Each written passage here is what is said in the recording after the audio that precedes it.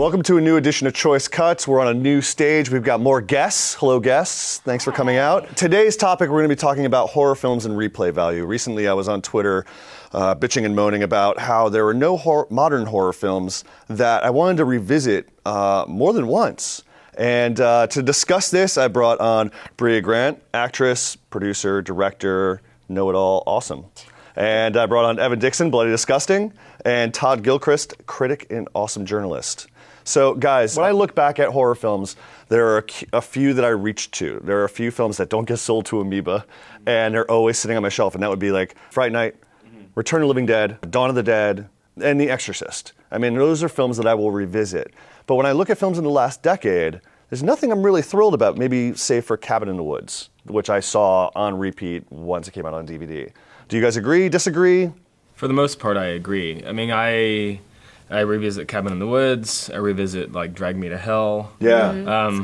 Oddly enough, I revisited for a while the Friday the 13th remake. I watched that a bunch. I'm with you. Yeah. But in general, no. A movie that I have revisited a few times is the Dawn of the Dead remake. Oh, yeah. Because I did think that was like a really sort of exciting, fun horror movie. And in a way, it sort of preceded what we now think of as like sort of this like gauntlet of remakes.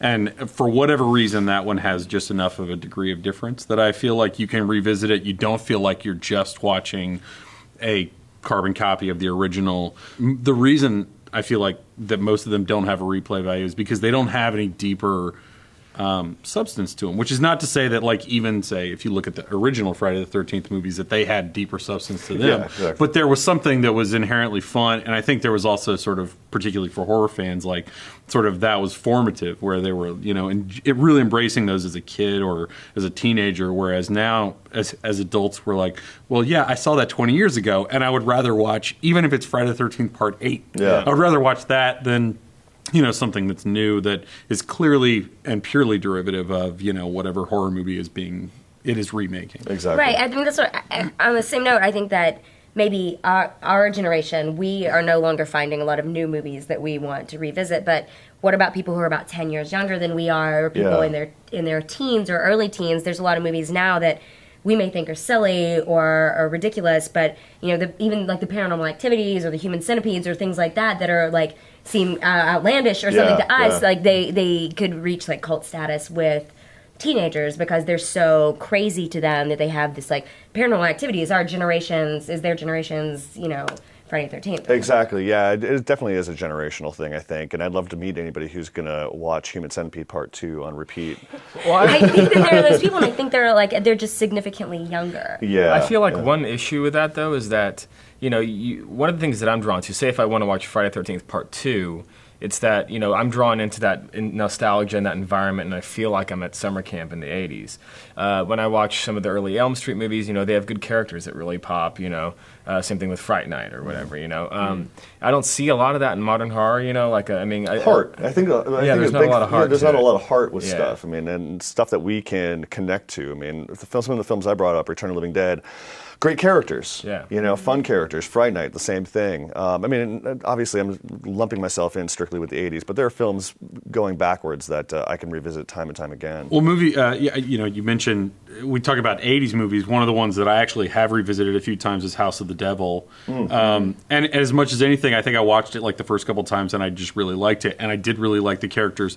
And then particularly given how anachronistic that movie is, and even The Innkeepers is, both of those Ty West movies are in the context of modern horror movies. Like, I think there's a part for me of going like, is this still working for me? Is it, is it sort of is it a Usual Suspects kind of horror movie where you watch something the first time and you're like, wow, this like really knocked me out, and then the second time you watch it, you're like, oh, well, I know what surprises it holds. But actually, I do think that the characters in those movies are so rich and interesting that when you watch them again, it's not just a matter of like, oh, I want to experience being scared.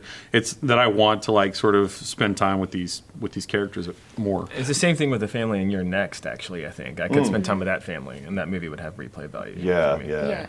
I think for us, but what about, I think movies like Shark Night or Shark Night 3D, Yeah. right? Yeah. And I think that kids younger than us would relate to those characters. Yeah, like they're maybe, like, yeah. that's like me when I went to the beach that one time or whatever. I mean, That's the saddest thing I've ever heard. but I mean, I think I was that- on my cell phone too. But I think people older than us thought we were also Yeah. like when they saw Friday the 13th, they're like, "What is this bullshit?" You know, this is something I could never relate to because they didn't have summer camp experiences. Like, Yeah. Well, one that actually I would really recommend is a movie that I think not only like deserves but benefits from multiple viewings is Kill List, which was basically my favorite movie of last year. Okay.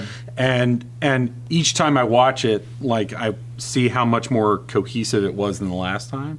And because the first time I was so lost, it was just, going like what is going to happen and being like, just on the edge of my seat. And then having watched it a couple times since then, I was really knocked out by how everything really builds very coherently to what its finale is. Right, I think like that's the Cabin in the Woods thing as well. It's like it's a smart movie, so you can keep watching it and find new things every time. Well, I think it's again about the the audience film connection because I could connect with Cabin in the Woods. I love the characters. Kill List is not something I necessarily would want to revisit. That's not a journey I want to take again.